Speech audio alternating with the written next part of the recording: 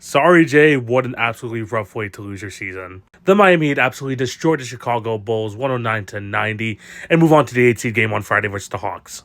I mean, the way we have to start to this game is at the very beginning because after the first 6 minutes or so in this game, you knew the game was over. Tyler Hero finished the game with 38 points for the Miami Heat, and he started off the game so hot that Miami Heat got up to a 25-point lead and just took the Chicago Bulls completely out of it.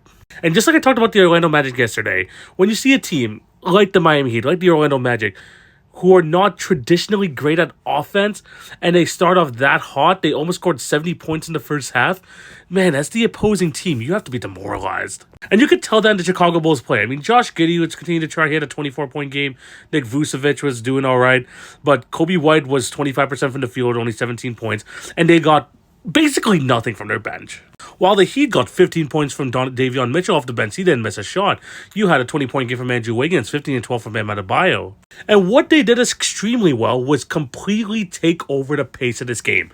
What the Chicago Bulls did great at the end of the year was they realized, oh, we have Josh Giddey in our team. We have Kobe White in our team.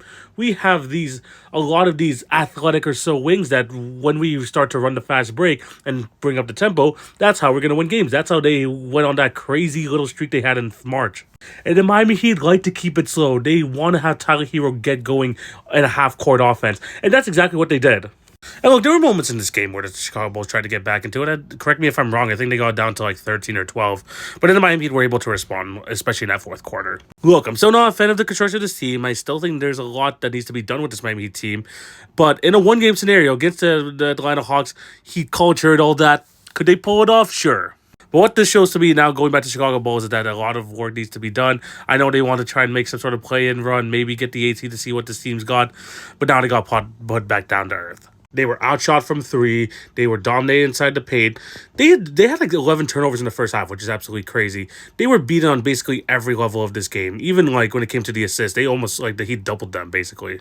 Tough way to go out, especially because the Heat were like on a complete downtrend at the end of the season while the Bulls looked pretty solid. But now we gotta see this 8th seed game between the Heat and the Hawks to see who gets fed to the Cleveland Cavaliers.